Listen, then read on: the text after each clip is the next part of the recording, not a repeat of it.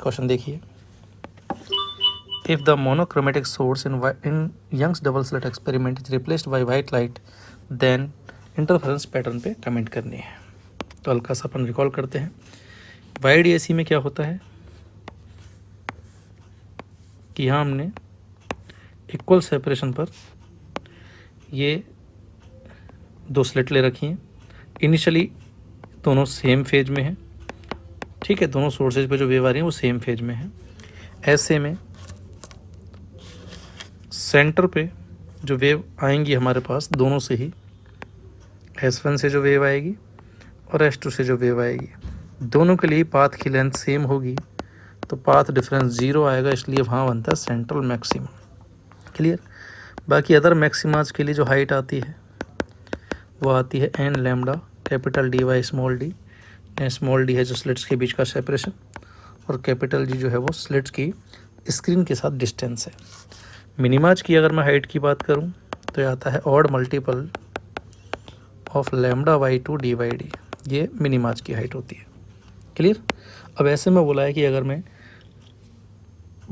Monochromatic light अगर काम में लेता हूँ तो मोनोक्रोमेटिक में तो क्या होता है, मैक्सिमा मिनिमा अलग अलग जगह बनते जाते हैं। जैसे यहाँ फर्स्ट मैक्सिमा बन गया, फिर फर्स्ट मिनिमा, यहाँ फर्स्ट मिनिमा बन गया, फिर फर्स्ट मैक्सिमा, फिर सेकंड मिनिमा, सेकंड मैक्सिमा, फिर थर्ड मिनिमा, थर्ड मैक्सिमा, पहले मिनिमा आता है ना।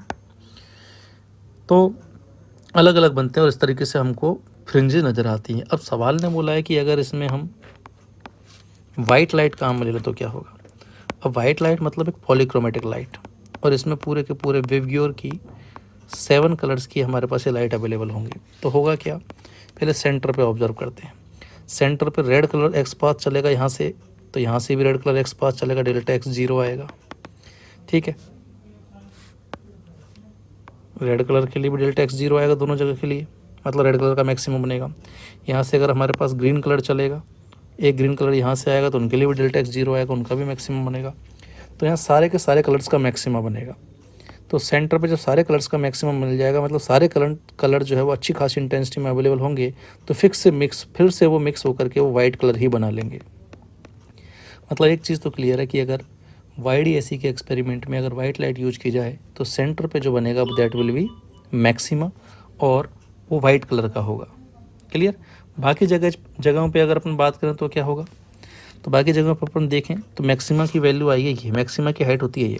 अब अलग अलग लैम्बडा के लिए अलग अलग हाइट होगी, मतलब रेड कलर का मैक्सिमा कहीं और बनेगा, तो ब्लू कलर का कहीं और बनेगा, तो हमारे पास वायलेट कलर का कहीं और बनेगा। वो फिर से कोइंसाइड होकर फिर से वाइट कलर नहीं बनाने वाले हैं।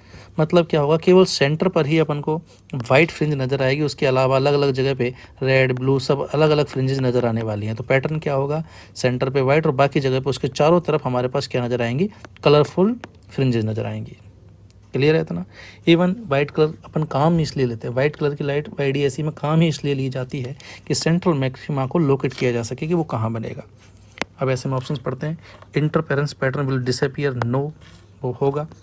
There will be a central darkness, central bright होगा, ये भी गलत हो गया। There will be a central bright white fringe, बिल्कुल सही है। Surrounded by a few coloured fringe, बिल्कुल सही है। All brightest fringes will be of equal width, ठीक है। पैटर्न में हमको केवल ब्राइट नहीं मिलेंगी, डार्क भी मिलेंगी, तो ऐसे में ये रॉन्ग हो जाएगा। तो correct answer will be third option. उम्मीद है सबको समझ में आ गया होगा।